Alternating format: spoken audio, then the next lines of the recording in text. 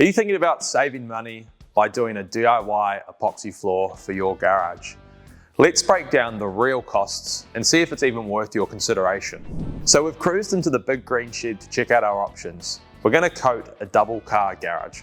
Alright, so we've got two epoxy kits that we can choose from and both reckon that they can do a 2-car garage. Now if you've got concrete that's reasonably dense, you can probably get away with just the one kit. However, if you've got concrete that's pretty porous, you're probably going to need 2, and the reason being is that these DIY epoxy kits, they come with a really cheap epoxy. It's pretty watery, so if you've got a porous floor, chances are it's going to suck in that first coat of epoxy, and then you're actually going to need a second one to go over the top of it. So probably going to need 2 kits of the epoxy. Now you think that you just need the epoxy kit and then you're off to the races, right? Wrong. You're going to need the etch solution to clean and hopefully open up the pores of the concrete a little bit. You're going to need probably 2 bottles to be on the safe side. If you've got any cracks in the surface, you're probably going to need some of this fast patch product right here. These DIY kits, they come with a pitiful amount of flake. Now, if you want to actually make it look nice and have a bit more extra grip, you're going to need around another extra 5 bags or so. You're also going to need a top coat if you're actually interested in having this floor last any length of time. Now on the box, it reckons that 1 kit of top kit will do a garage floor. However, I call BS on this. If you want the top coat to be paper thin, then just buy 1 box. If you actually want the top coat to be decent, then I'd be buying 2 boxes. Then you've got the sundries. You're going to want a few paintbrushes, you're going to want 2 paint roller trays, you're going to want a roller frame, a roller pole, several roller sleeves, some gloves as well, and a few rolls of tape to mask up all your skirting boards and maybe even where your garage meets your driveway as well, bit of tape to do that. So sundries all up, let's say we're talking about 100, 150 bucks. So all in for materials, we're looking from around $1,000 on the low end to around $1,700. Bit of variation there, but remember, this is if you're dealing with concrete that's dense, or if it's porous, that's going to determine how much epoxy you need, and then whether or not you actually want to do a paper thin top coat or a half decent top coat. So that's where that variation comes into play. So that's just the materials. Now, if you actually want to give this floor a decent chance of lasting longer than a year, you're going to want to grind the surface. You can hire a diamond grinder, a vacuum, and the diamond tools from somewhere like Kennards for around $500 for the day. Then we've got the labor. You're going to be looking at around 2 9-hour days for 1 person. Now a second person would make it a lot easier, but we'll try and keep the cost down, so we're going to just base it off 1 person. Okay, so you're doing a floor yourself, so there's no real labor cost, right? Well, wrong, there really should be, especially if you're trying to ascertain the real cost of doing a DIY epoxy floor. So let's say you're doing 2 9-hour days, all right, that's 18 hours. And let's be reasonably conservative. You're going to be doing this for likely on the weekend, a Saturday and a Sunday. So let's do 18 hours times by $40 an hour. It's going to give you, I think, 720 bucks. So then we're going to chuck on about another $200 just to cover the time spent going back and forth to the big green shed to grab your epoxy and all your other materials, and also the time spent going to Kennards and back to hire the grinder and all of that faff. So you're going to be looking in and around $1,000 for the labor component to actually do the job. Now the reason why I bring this up is that even if you are doing it yourself, we've all got a finite amount of time on this earth, so our time is worth something. So we've got to assign a dollar value to it. So whether you do it yourself or you pay someone to do it, because if you're paying someone to do it, at least the money that you spent for someone to do it, you can do better things, hanging out at home with your kids or going and playing around a golf or whatever it is that you like to do in your time. If it all sounds like too much work and you can't be asked doing it yourself, you could head over to Facebook Marketplace, find yourself a couple of labourers and cross your fingers that they actually give enough of a crap to do a half decent job.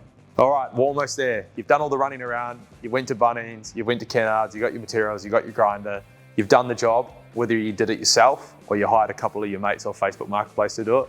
Either way, you're sitting around $2,400 to $3,100 all in to get this job across the line. You're chuffed with your effort, you reckon it looks okay, and you estimate that you've probably saved between $1,000 to $2,000 on hiring a professional to do the epoxy floor. How good? But you've got a few issues. Number 1, it's a DIY job, so you've got 0 warranty. If the floor starts peeling in the first 5 minutes, it's all on you. And 2, since you've used low solids epoxy, which pretty much means Bugger all of the good stuff, the epoxy resin, and lots of the crap stuff, water and solvent. It means you've got a floor that's actually pretty thin and it doesn't really stick to the floor very well. So really what it means is a floor that's not going to stand up to much abuse. So for comparison, to get a professional epoxy floor installed to a comparable sized area, you're looking around the $4,200 to $4,500 including GST. Our floors come with a 20-year warranty, and outside of moving stuff out of the space and moving it back in once we're done, you don't have to lift a finger. Now, before I get all the Einsteins in the comments section typing in, well, I'm still going to save $2,000, so who cares? Well, yes, that would be the case if I was using the same crappy materials and I was using the same basic level of floor preparation. So let's say that we did do all of that. We'll just play devil's advocate. I certainly would not be providing a 20-year warranty on a floor like that. What I would provide you is a thing called a tail light warranty. So what a tail light warranty is that as soon as I finish the job, I'm driving out of your driveway. As soon as you can no longer see my tail lights, the warranty is over. If that analogy flew over your head, what I'm pretty much talking about is I would give you zero warranty. Why? Because I would not warranty a floor that's done with that level of materials and that level of floor preparation. These floors are just set up for failure. You know, they normally last a couple of years at most before they need to be ripped off the floor and redone again. So jokes aside, unless you really like doing projects around the house and you're not too worried about how long an epoxy floor lasts, then a DIY epoxy garage floor, there's no worries, there's no harm there.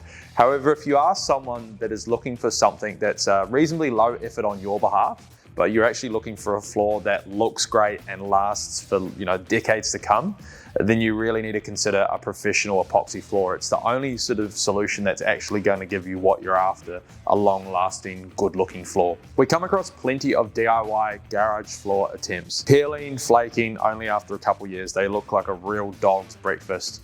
And it's a bit of a shame for these customers because the money and the hassle that they spent doing the epoxy floor the first time, DIY option or, through a contract that they found on Gumtree, they could have just saved all that money and hassle and they could have just put it towards getting the floor done the first time properly with a professional like us. Doing a DIY job to paint the walls in your house where it barely gets tested, yeah, no worries, not a big deal. However, doing a DIY job for any kind of decorative coating that's going to go on concrete, it's probably going to end in disappointment. Why? Because you've got a surface that's getting tested way more than the walls in your house. You actually got a surface that cars are getting driven on. If it's outdoors and you've got the weather, you've got the UV, it's a completely different kettle of fish. There are some projects that it doesn't pay to DIY. So what's the takeaway from all this? Well, if you want to skip the guesswork and you actually want to have confidence in the epoxy floor that's sitting in your garage, then you probably want to consider a professional like us at Express Epoxy Flooring. However, on the other hand, if you're looking for a little bit more anxiety in your life and you've got heaps of time on your hands, then maybe consider a DIY floor. The option's up to you.